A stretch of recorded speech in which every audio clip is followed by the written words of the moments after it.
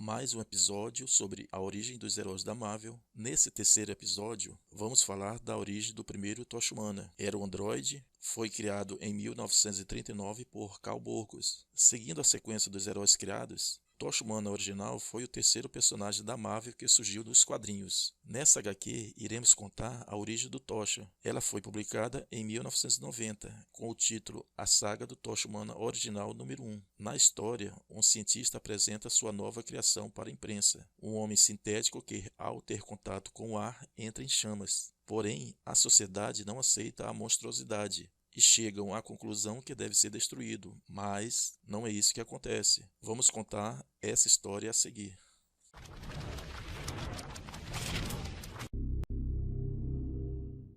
A história começa com alguém que está tendo contato pela primeira vez com o mundo exterior.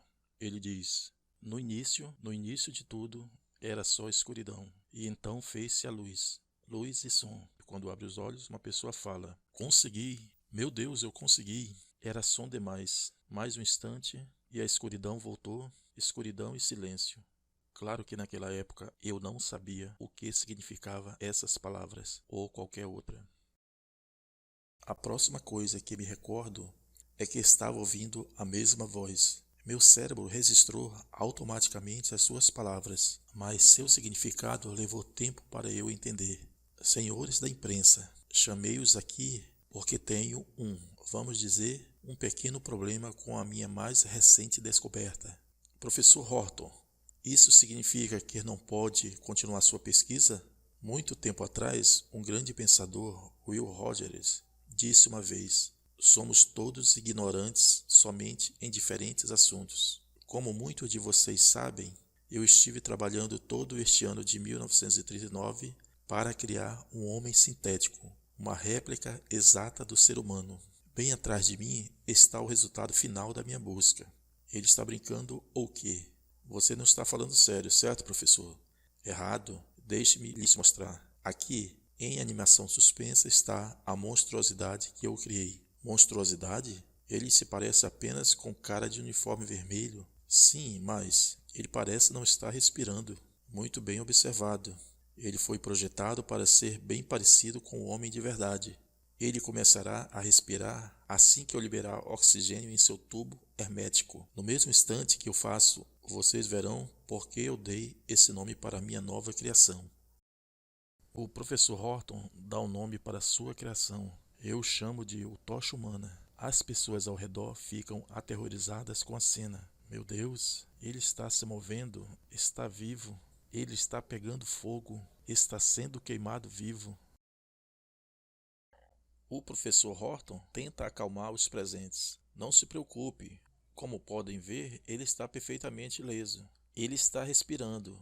Qualquer ação, por sua vez, ativa suas outras funções orgânicas. Quando o ar é introduzido em sua cápsula à prova de fogo, ele volta a ser um homem artificial normal. Mas se o tubo quebrar, ele pode incinerar todos nós? Não deveria destruir essa coisa antes de cair em mãos erradas? Destruí-lo não vai resolver o problema. Sei que existe uma pequena falha, mas esse é o primeiro androide do mundo. É a pedra angular de toda a minha carreira científica. Como o professor Horton se nega a destruir sua criação, a imprensa sai do ambiente lhe fazendo ameaças. É o que vamos ver, professor. Você está colocando a cidade em perigo. Vamos colocar seu nome nos jornais. Você queria atenção? Conseguiu. Tudo bem. Só que não vai ser do jeito que você queria. Talvez o poder da imprensa o ajude a mudar de ideia sobre se livrar dessa ameaça. Esses pobres tolos não percebem o que é poder real, não é, meu amigo?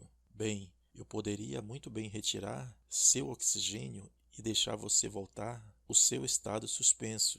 Duvido que os delírios desses repórteres tirem a atual crise internacional da primeira página. Nessa época o mundo estava em guerra. Ainda assim, por precaução, é melhor eu inventar um plano B, hein, Tocha?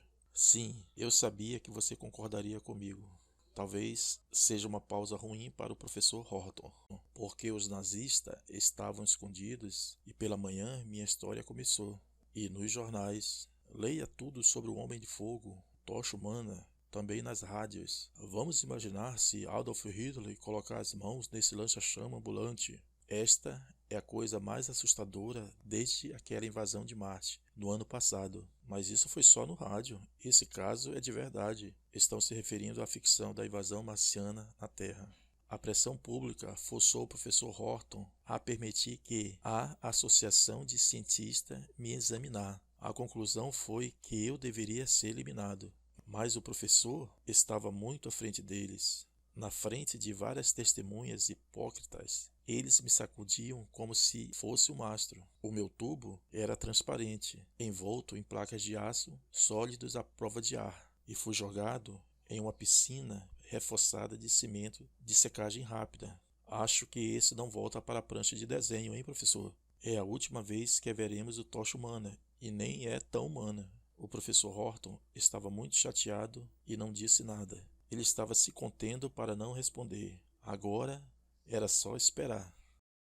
Na Europa, a Alemanha nazista se expandia para o leste e a Rússia tentava manter suas fronteiras a oeste. Enquanto isso, o Japão estava em guerra com a China, mas os Estados Unidos e o presidente Roosevelt continuavam neutros. A Alemanha nazista estava se expandindo para o leste, enquanto a União Soviética estava se preparando para proteger sua fronteira ocidental contra o hitlerismo. Hitler e Stalin esqueceram suas diferenças e assinaram um pacto de não agressão, para então invadirem a Polônia por ambos os lados. Enquanto a Inglaterra e a França declararam guerra à Alemanha, o planeta mergulhou na Segunda Guerra Mundial.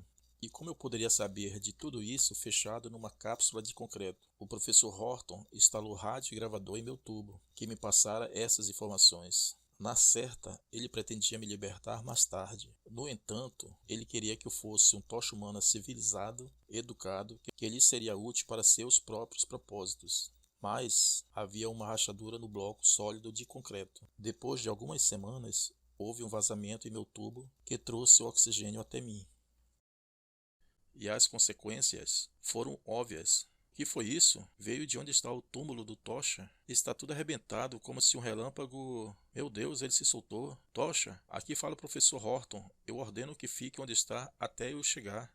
Por causa das aulas pelo rádio, eu consegui entender aquelas palavras. Eu sabia que estava recebendo uma ordem, e não gostei muito da ideia. Tocha, volte! As gravações do professor Horton encheram meu cérebro com muitas informações. Entre elas, imagens de pessoas mortas por fogo em Chicago, Londres, Pompeia. Estou queimando vivo? Olha, é o Tocha Humana. Ele conseguiu escapar.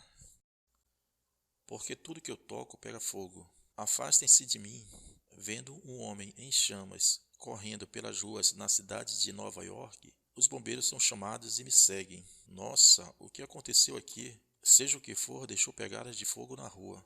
E como uma criança, eu gostava de ouvir as sirenes dos bombeiros. É aquele tal robô Tocha. Vamos regular a mangueira na pressão máxima. Eu fiquei firme contra a incrível força da água. Eles regularam a mangueira para vapor crescente, e nesse caso, houve uma reação inesperada em toda parte. Quando os bombeiros começaram a lançar água no Tocha, ele começou a gargalhar e dizia: "Não, por favor, parem. Fechem a água, vamos dar uma chance para ele se render." Render? A água não me machuca e nem apaga minhas chamas. Mas se aquela explosão de água te machucou, por que você estava rindo?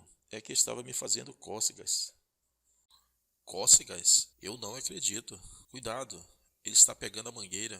Eu não quero ferir vocês, mas também não quero que me machuquem. Eu sempre estava a um passo ou dois à frente do que estavam pensando. Mantenham distância, senhoras e senhores. Sim, senhor. Eu tinha que encontrar um esconderijo, um lugar onde eu possa me esconder e pensar para não causar dano a este novo mundo. Instintivamente, fui parar numa mansão com um grande terreno e um portão de ferro. As barras resistentes de metal não me deixaram passar. Então coloquei minhas mãos de fogo sobre elas, e o calor crescente saindo dos meus poros derreteu a barra de ferro como gelo. Eu senti que eu precisava esfriar o fogo que se alastrava dentro de mim. Foi então que vi água. A água das mangueiras dos bombeiros não conteve o Tocha Humana, mas uma piscina cheia seria diferente e desligaria o oxigênio de mim. Instintivamente, minhas chamas se apagaram e, para minha surpresa, eu fiquei imóvel novamente. Porém, minha chegada não passou despercebida dentro da mansão. Senhor Sardo, tem algo estranho acontecendo lá fora. A grama ao redor da piscina está queimando. Você é louco? Você disse queimando? Pelo que eu ouvi no rádio, isso só pode significar uma coisa.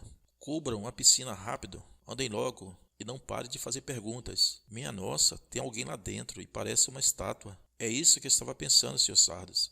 É claro. E agora tenho outro trabalho para vocês.